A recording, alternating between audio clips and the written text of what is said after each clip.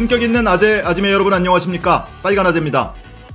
지난 새해 연휴 직전에 제가 정경심 교수 판결문 내용 중에 일부 오류와 허위 내용이 기재되어 있다, 이런 말씀을 드린 바가 있습니다. 대단히 위험한 발언이죠. 그럼에도 불구하고 감히 이런 말씀을 드렸던 이유는 이것이 저의 주장이 아니고요, 그동안에 있었던 법정 증언 그리고 재판부가 직접 쓴 판결문 내용을 있는 그대로 팩트를 여러분께 말씀을 드렸기 때문입니다. 제가 몇 가지 사례를 말씀드렸어요.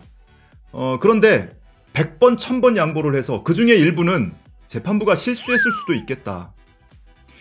한 사람의 인생을 좌우하는 판결문입니다. 물론 실수가 있으면 안 되고 오류가 있으면 안 돼요. 그럼에도 불구하고 재판부를 지극히 존중하는 차원에서 한 1000보쯤 양보를 해서 보면 판사도 사람이니까 실수했나 보다, 뭐 이렇게 넘어간다고 치자고요. 그런데 일부 내용은 경우가 전혀 다릅니다. 일부 내용은 재판부가 이 판결의 결과를 도출하는 데 있어서 매우 중요한 증인의 증언을 180도 거꾸로 써놨습니다. 대표적으로 최성해 전 총장의 법정 증언이 그렇습니다. 최성해 전 총장이 증인으로 출석해서 서울에서 김병준 우동기를 만난 적이 있다라고 진술했습니다. 김병준은 자유한국당 비대위원장, 우동기는 전 대구교육감이죠. 그런데 만난 적이 있다고 진술했는데 재판부의 판결문에는 최성해가 만난 적이 없다라고 부인했다고 기재가 되어 있습니다. 명백한 허위사실입니다. 그럼에도 불구하고 언론에 단 한 줄도 기사가 나질 않고 있어요. 제가 그래서 오늘 다시 한번 말씀을 드리는 겁니다. 자세한 내용은 뒷부분에서 추가로 그 증빙자료와 함께 추가로 말씀을 드릴게요. 자, 그런데 언론이 판결문만 보면 그 전에 법정에서 뭐라고 진술했는지 모르는 상태에서 판결문만 보면 아, 그런가 보다 하고 넘어갈 수도 있지 않느냐, 뭐 이런 반론이 있을 수도 있는데 언론이 몰랐다고요? 전혀 그렇지 않습니다. 최성해 전 총장이 법정에 증인으로 출석한 날, 지난해 3월 30일 8차 공판 때였습니다. 그날 법정에 기자만 20여 명이 넘게 있었습니다. 그리고 최성해가 증인으로 출석해서 비공개로 증언을 할 수 있게 해달라고 했었는데 재판부가 받아주질 않았어요. 그래서 공개 상태에서 법정 증언이 이루어졌습니다. 이 내용을 현장에서 듣고 있던 기자만 20명이 넘었습니다. 그리고 일부 매체는 이 내용을 있는 그대로 보도하기도 했습니다. 대표적으로 경향신문 기사를 제가 가져왔는데요. 유설이 기자의 기사입니다. 제목에는 정경심 교수 측이 말하기를 최성해 총장이 곽상도가 동양대에 공문 보낸 날 한국당 관계자를 만났다라고 주장한 것으로 제목은 실려 있는데 본문으로 가면 최 전 총장은 역삼동 중국 음식점에서 만났다. 최규일은 그 자리에 안 왔다며 김병준이 보자고 해서 만났다. 셋이 친하다라고 답했다고 언론에도 보도가 되고 있습니다. 기자들도 다 알고 있어요. 최성해가 인정했다는 사실을. 이렇게 판결문에 허위 내용이 기재되어 있는데 왜 기사가 나질 않을까요? 시민들이, 네티즌들이 인터넷상에서 커뮤니티에 이 내용을 계속 퍼나르고 있고요. 장신중 전 강릉경찰서장도 본인의 SNS에 허위 공문서라고 썼습니다. 판결문이 아니라 판사들에 의한 날조와 조작, 가짜뉴스 그 자체라고 할 허위 공문서다, 이런 글을 써놓기도 했습니다. 이 표창장 사건에 있어서요, 최성해 전 총장의 진술은 매우 중요한 증거입니다.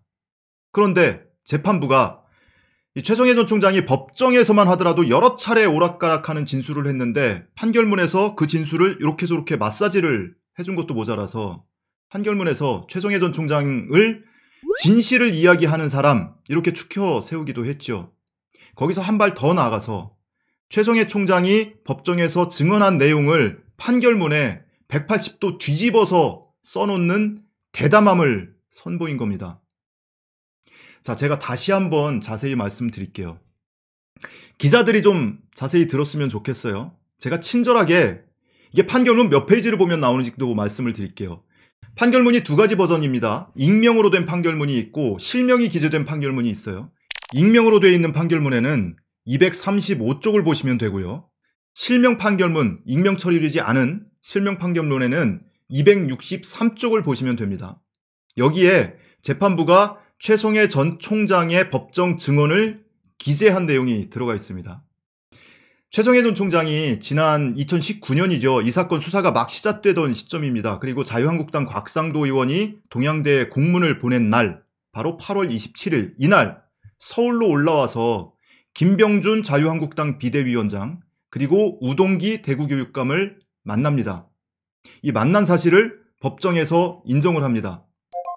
자, 이게 판결문 내용인데요. 밑줄 친 부분 보시면 AK가 최성해 전 동양대 총장입니다. 그리고 AM이 김병준 비대위원장, AN이 우동기 대구교육감이에요. 최성해는 이 법정에서 위 날짜 8월 27일에 김병준, 우동기를 만난 사실이 없다고 진술했다. 이렇게 기재되어 있습니다. 그리고 밑으로 내려가면 최성해가 2019년 8월 27일 김병준과 우동기를 만난 사실을 인정할 수 없다. 근거가 부족하다. 이렇게 판결문에 적시를 해놓고 있습니다. 자, 그런데 이미 최성해 전 총장은 3월 30일에 법정에 증인으로 출석해서 역삼동 또는 63빌딩에서 중국 음식점에서 김병준과 우동기를 만났다고 이미 진술한 바가 있습니다. 역삼동, 63빌딩 발음이 비슷하죠. 그래서 들은 사람에 따라서 누군가는 역삼동으로 듣고 누군가는 63빌딩으로 듣기도 했습니다.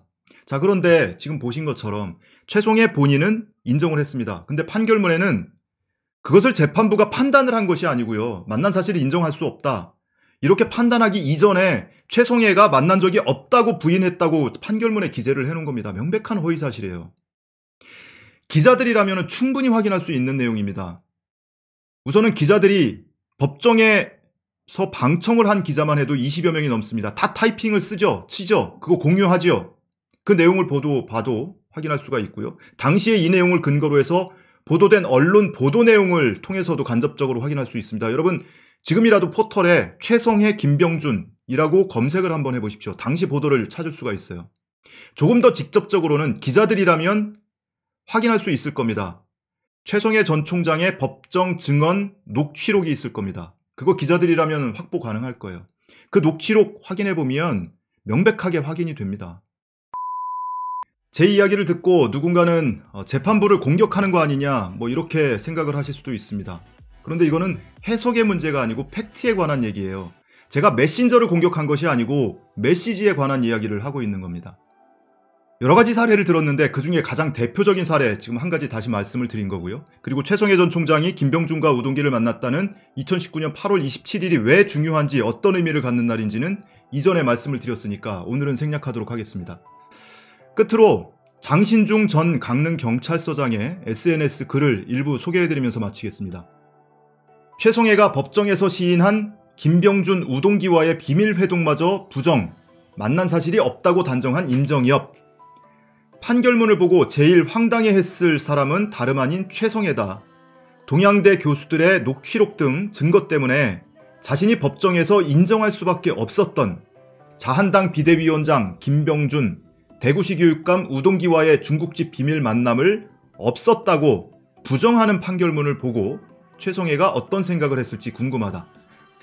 이는 법원이 최성해가 당시 자한당 비대위원장을 만났다는 사실을 법적으로 공식 확인해주는 순간 동양대 표창장 사건은 정치 공작임을 인정할 수밖에 없어서 이런 무리수를 불사한 거다.